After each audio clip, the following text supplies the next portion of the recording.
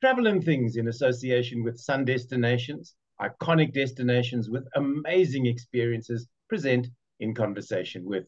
I'm your host, David Batsoffen, and today, all the way from Benoni, my guest is iconic wildlife photographer Gerald Hinde. Gerald, good morning. Welcome to you.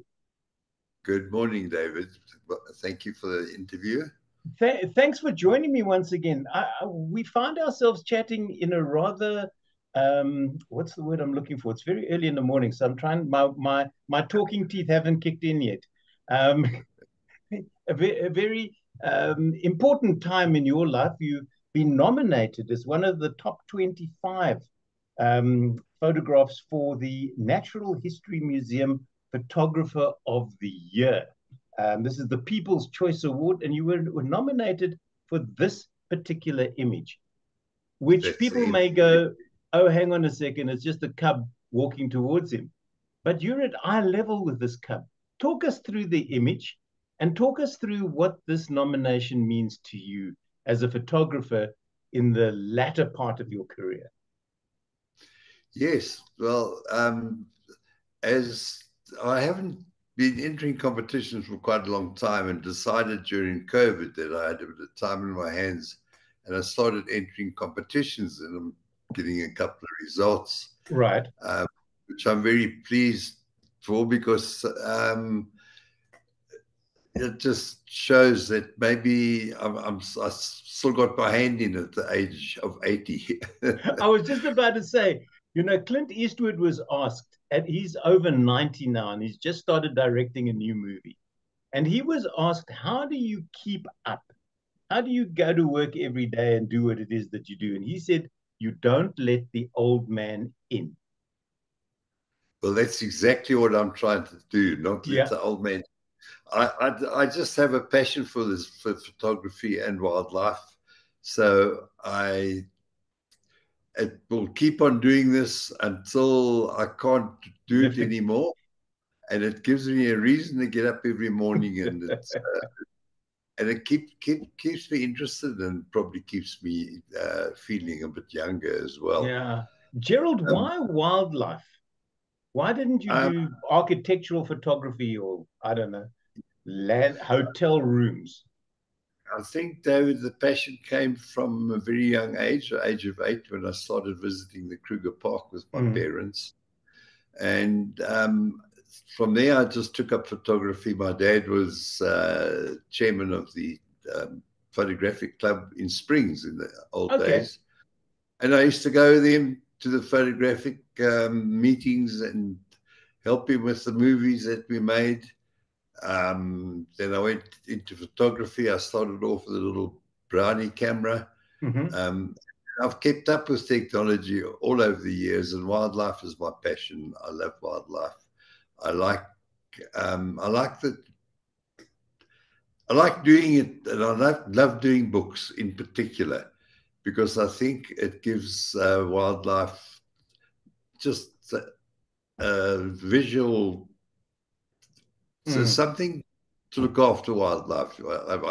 Sorry, I didn't get the words right. No, listen, you and me both. I'm 70, you're 80. What the heck? We can make up our own words if necessary.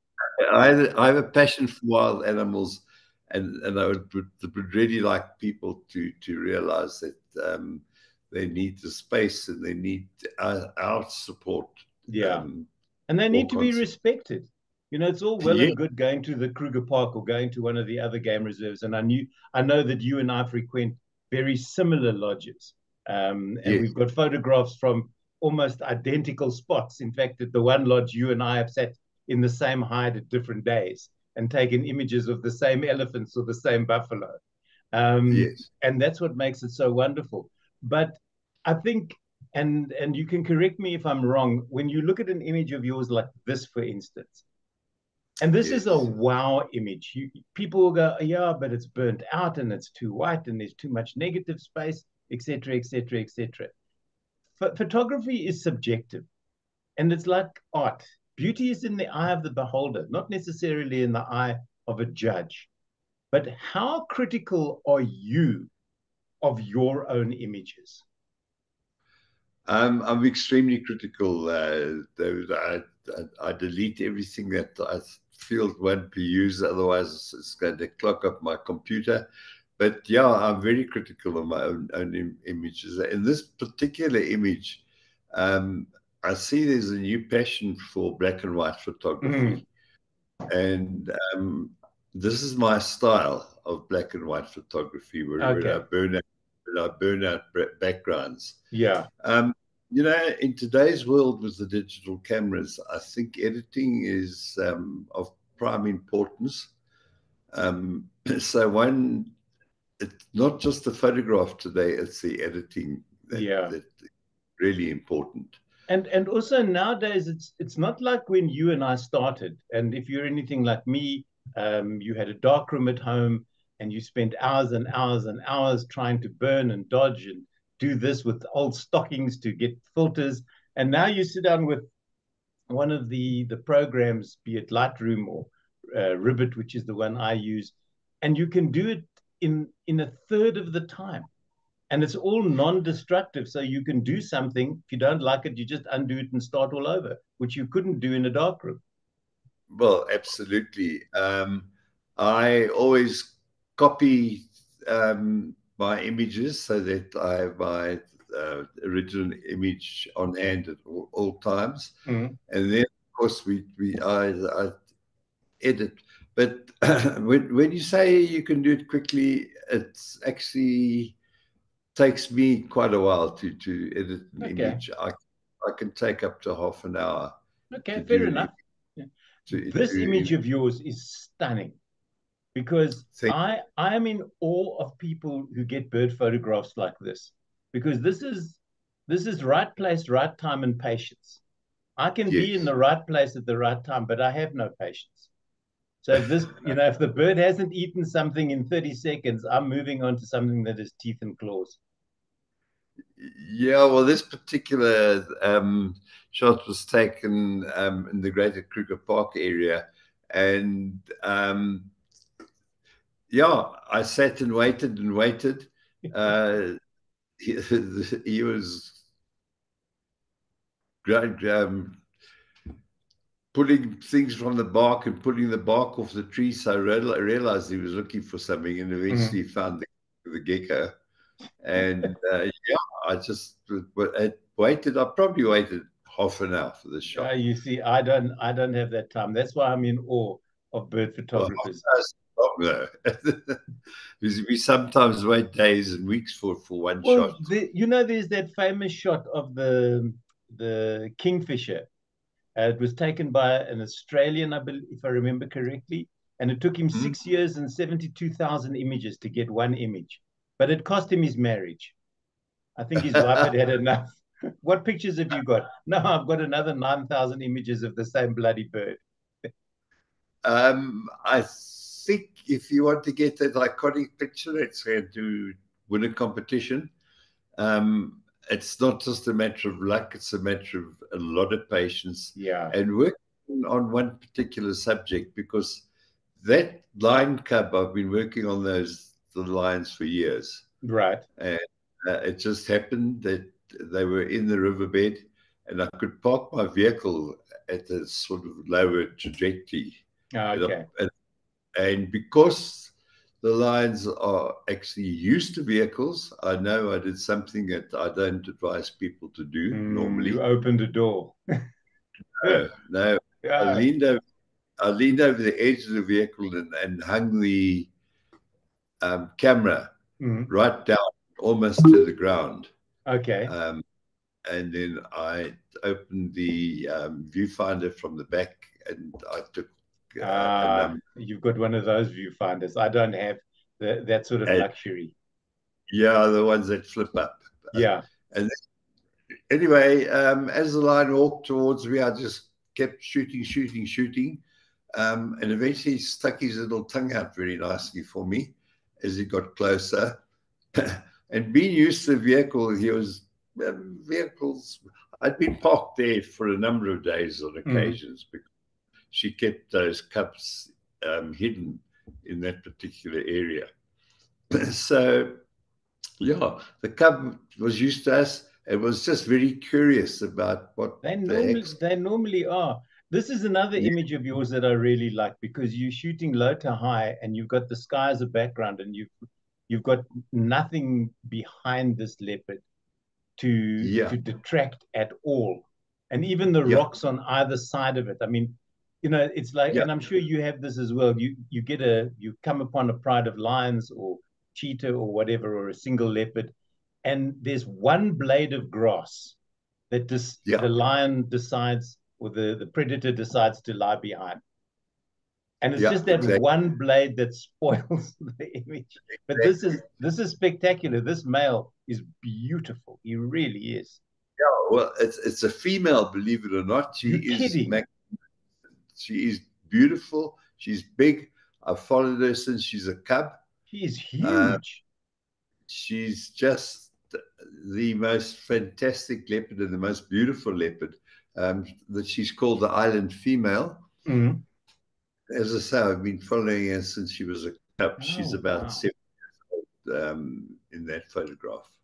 Now, Yeah, and this image, I just laughed at, Gerald, because I'm just wondering if this young elephant is going, okay, it's big and it's gray, but it doesn't look like my mother. no, what happened? Yeah, this is one of the lucky shots. But I was sitting at the dam in Medikwe. You've probably been there as well. Yeah. Uh, for a long time, and there were a lot of animals at the dam, lots of elephants and buffalo and rhino and whatever. And I photographed the elephants sort of walking towards me, and this little baby elephant decided he's going to take on this rhino. And I've got a series of photographs where the elephant actually, where the baby actually sort of almost challenges the rhino. Then the rhino moves forward and decides, "Wow, I think this is a little bit bigger, and I think I should. I Yes, think and I should. yeah, I must ears get go mom." forward, tail goes up, and goes, "Where's mom?" Yes. Yeah. Well, that's the hide you were talking about that we both said. This is probably the best hide of any camp in South Africa. This is at Bush House, Last Word Bush House now, as it's Yes. called, and it's in Medikwe. And this is, I was saying on a previous interview, that this is the first time that I've given up game drives Yes. to sit at a hide because it was so cool. Yes. I very rarely go on a game drive when I'm there, Yeah, unless they tell me there is something on the go, like yeah. if there's like, let's say, an elephant carcass and there's a lot of Mm. action around. But otherwise, I sit in that hide from early morning until long after sunset when they call me for supper. And This I is a just, stunning shot. It really is. it's the you got to wait for these opportunities, Yeah. David, I'm afraid. And No, you no. say you're not, and if you sit in the hide for long enough, you're going to get, because what happens is it's not always busy, you're not always Mm. presented with photographs like this, obviously. Yeah. So you busy yourself with all the little birds that are going around the place, photographing them, trying to capture birds in flight, and you keep yourself occupied. Yep. And then these moments arrive, like this one, Yeah. when something when it all comes together. And Uh, well, as long as it all comes together before what happened to me, which is the one Ellie spotted me, and I know they can see us in that hive, and decided to fling mud at me. But I was slightly ahead of the game, and I saw what he had in mind. So I didn't get too dirty, and my equipment was on the ground by that stage already. I had exactly the same Yeah. situation. I was leaning out to hide with my camera um, arm's length out to hide, and Yeah. me leaning with my face out. And this elephant was playing around with the water, and I was getting fantastic shots of him playing around with water. And the And next then thing he bang. just threw it at me. Yeah. And that my cameras and everything were covered in mud. Yeah. So it took ages to clean up again. Another wonderful image of lions with, or a lioness with cubs. Again, it's Yes. just right place, right time. I mean, I've Yeah. just come back from Sabi, and for only the second time in my career, I actually got pictures of a female leopard drinking at a waterhole. Yes. Because I've only had that twice. So these Yes. sort of images, people think, oh, it happens every day. Not necessarily. No, this particular image, I'll tell you the history of it. There was they killed a buffalo, Mm. 1 kilometer away from this waterhole. And there was quite a lot of interaction. So I stayed at the buffalo kill for 2 days. Right. Then on the third day, I realized that these lions must, at some stage or another, go down to drink. And there were actually 10 cubs and 4 females. I've got other photographs with them all together, but I waited and everybody went, left the sighting, decided they're going in for breakfast. I said, I'm not going in for breakfast. They called me in and said, "Do I want lunch?" I said, "No, I'm waiting for these lions to go down to the waterhole." And eventually, at 3:30 in the afternoon, They came down. one lioness went meow, meow, called all the cubs, and the cubs joined her, and the other females joined her, and they all walked down to the waterhole and drank. It was a 3-day wait for this photograph, but it was worth it. Gerald, we're almost coming to the end of our chat. This image also stirred something in me. I think hyenas get such a bad rap. I think there are two here. There's that one and then this one. I think they get such a bad rap. They really and truly do. And I think it's thanks to the Lion King. Yeah, they are just really iconic creatures. I love them. I love to watch them. They are terribly interesting animals, and their whole structure. Are you there? Yes, I'm here. And the whole structure of their clans and all the rest of it is very, very interesting, David. Yeah. They that particular shot was at an elephant carcass, and there was one clan feeding on the carcass, and these is the second clan running in on the carcass to chase them off, and that's when all the squabbling started at the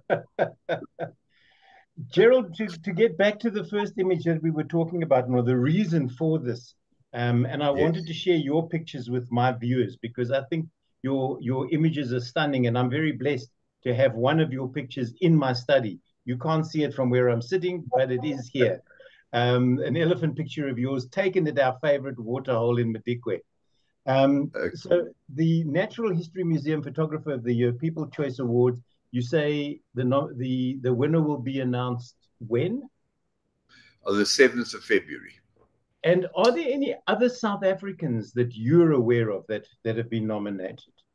I believe the one South African has a photograph of an elephant in there. I wasn't aware of it. I've just had a front page in the Benoni City Times. I know. I saw that. That's how I know you from Benoni. Benoni's very proud of you, and rightly so. Rightly so. I think you need to take your place up. If there was a photographer Hall of Fame in South Africa, I would nominate you as the first recipient of that award. Trust me. Thank you, David. I appreciate that. Gerald, we're coming to the end of our time, unfortunately. These things tend to zip past. Okay. So thank you so very much. I wish you all the best with this People's Choice Award. I do hope that you win. And then you can go succeed to the other 24 people, and you can leap up and down and go into your new decade with that under your belt. Thank you so much for taking the time and trouble to join me here on In Conversation With. It's been an absolute pleasure to chat to you once again. I mentioned one thing, David. If people want to vote for me, they can go into my website, which is this www.geraldhinde.co.za. And that's spelled Hinde, your surname. Hinde, Gerald Hinde, one word. and then they can vote for me on my website. Great stuff. I'm sorry, I didn't think of it. I thought voting was closed. Great stuff, okay. Gerald. Once again, thank you so much for being a guest on In Conversation With. Always good to talk to you. Good. Thank you, David. My guest today here on In Conversation With has been photographer extraordinaire, Gerald Hinde. And as you heard, go and vote for him. geraldhinde.co.za. Go and check out his website. Check out the photographs if you're looking for post-end-of-year gifts, maybe something you'd like to give yourself. Why not buy one of Gerald's?